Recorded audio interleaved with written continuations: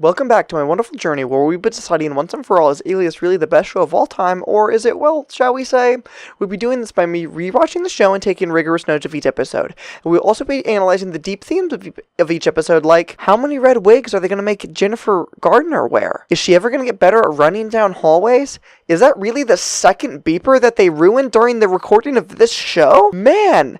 Freaking Daddy Warbucks better sing or I'm gonna quit watching. This episode starts with Sydney sitting there and realizing that the thing that opened in the last episode, the very case, was a bunch of numbers that she now has to memorize. It was just ones and zeros, and she sits there and she tries to memorize them very good by going 110101110101011.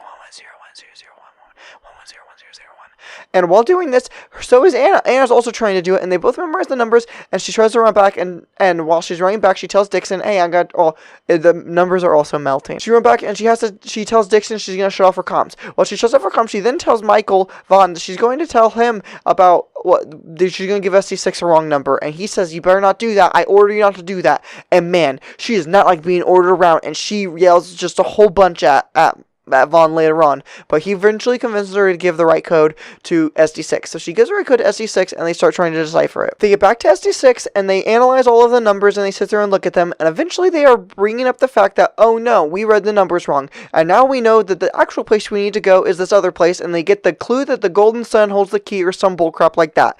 Sydney then goes, and she, for some reason, takes no backup this time at all whatsoever, and she finds herself in a church. She's in this church, and she realizes that there's a golden sun in one of the stained glass painting windows. And she goes and she unscrews the thing, and as she's taking it down, guess who's there? It's freaking Anna Espinosa, and they get into a very good fight. It's a very good thing that Anna Espinosa is such a bad shot. Otherwise, Sydney would be super dead. But even though Sydney never carries a gun anywhere ever, and she probably should, they get into a fight. And she dives, and she loses the thing, but then she jumps, and she has a very weird sign, I think, and she attacks Anna with it. And man, it's just a really cool moment, and I'm very glad that it's in this TV show. Sydney pushes Anna against a podium for the preachers to preach at, and when Anna tries to attack Sydney again, she realizes that Sydney handcuffed her to this thing. Again, I need to stress the fact that this is not a butt kicked, but a butt tricked. She tricks her butt, and she's handcuffed there, which does not kick her butt. However, I now have the ability to be a little bit safer and feel just a little bit more happy that Sydney, the superstar Bristow, can still protect me. I lost a lot of sleep over that lost fight, boys and girls. Sydney gives the thing back to SD6, and then she goes and she hangs out with her friend, who, again, if you remember from last episode, thinks that her boyfriend might be cheating on her. She's very tempted to go spy on her boyfriend, and Sydney says, I don't think that's a very good idea, and she says, I don't know, but would you come help me? Have you ever spied on anybody before? This, of course, is a very funny moment because she has to say no, but even though we know watching the show, and not the people in the show, but we know that she's a spy, and she's been a spy all this time. It's a very thing, and to be honest with you, I was belly laughing about it until I started this recording because of just how dang funny it was. She goes on this thing, and dang, she's ever so good at being a good spy girl, and everybody's so proud of her. While she's spying on this, we do get a little bit more look at Rock Raccoon, who's still just freaking looking into Danny's death. And even though he's been looking into Danny's death for quite some time now, we actually do get any sort of development on anything that he's been looking into, and we actually get any sort of substantial stuff. He learns that not one plane ticket, but 2 plane tickets were bought. He, of course, assumes the other plane ticket was for a Sydney Bristow, but he is wrong. The plane ticket is for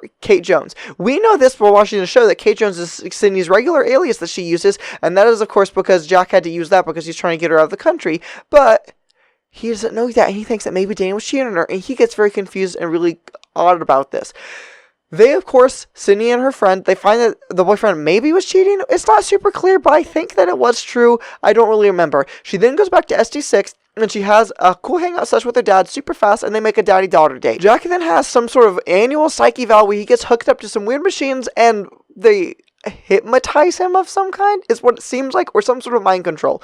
He goes down and he sees a girl holding a baby, and then the girl turns into Sydney, and she says, I'm going to find out the truth eventually, and this spooks him very bad, and he stands up and leaves the psych eval in a rush and very panicked looking, which I feel like is probably a good way to get a bad grade or show that you're a bad spy and can keep your emotions in check, but nothing more comes of this, at least in this episode. SD6 realizes that somebody's going to try to steal something for some Rambaldi thing. It's not very well explained. She goes and she sets up a meeting with Vaughn, and when Vaughn shows up, she realizes that he's very disgruntled and seems kind of grumpy, and she asks if he had a fight with his wife. He, of course, says, I don't have a wife, and gets very defensive about this, and stresses the fact that he's not married, and I wonder why that is.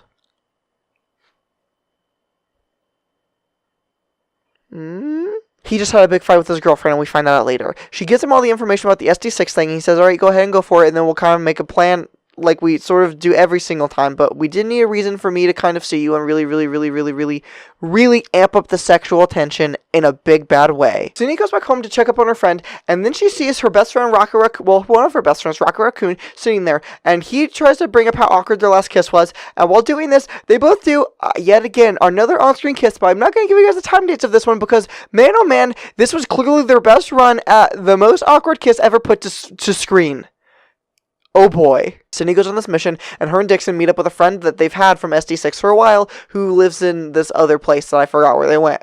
Cindy puts on, of course, a red freaking wig, and she goes on to investigate and get pretty close so they can ID the buyer for this secret thing. While trying to ID the buyer's bodyguards recognizes Cindy because he broke her arm once before, which, again, scares me a little bit because this makes me think that Cindy might not be the best fighter of all time. However, while she's running, she does manage to do a very cool wall flip spin stunt and does beat up this very big boy, and that eases my nerves so greatly. I can't tell you how appreciative I am that Cindy Bristow is the baddest fanny in all the land. Of course, this does add a number to our running total of butts kicked to Cindy Bristow, bringing our total of butts kicked by Cindy Bristow to 15. Her whole team gets made, and their new friend gets shot, and Cindy gets just so torn up about this, and then her and Dixon run, and as they're running, they of course start to make their quick getaway, and then Cindy kicks another butt while trying to get away, making our running total of butts kicked by Cindy Bristow to 16. This of course is not as cool of a butt kick because she doesn't do a cool wall spin flip this time, however, is still a very good butt kick, and she's just some Jason Bourne type crap with some kind of cool, fun piece of cloth. They get back and they give all the information about the buyer at SD6, and they do give him his picture. However, they don't know who it is yet,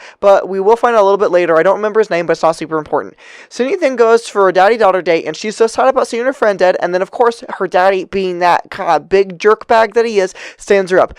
Cindy then cries while literally the entire song of In the Arms of an Angel plays in the background. Well, not the whole time while she's crying. She eventually calls Vaughn, and man, Vaughn shows up, and she vents and vents and vents to Vaughn, and man, what a good sounding board. Not only has he got the looks, he's got the listening capabilities. What a beefcake. She then throws her beeper in the ocean, and again ruins, I think, the second beeper in the show that was ruined, which I only mention because I do think that those are probably worth trillions of dollars now, because I think probably only 6 of them exist today in 2019.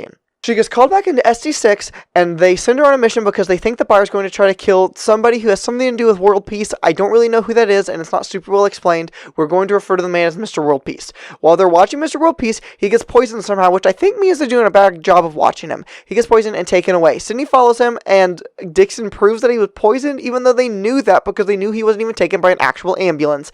It was clearly a waste of time, but Cindy does, of course, follow him with no backup. Cindy follows them in as she watched the mean man who tried to do the buy on him, who invented a very good bomb, put a bomb that's roughly the size of maybe a watch, and apparently is worth the explosive capabilities of 400 pounds of TNT.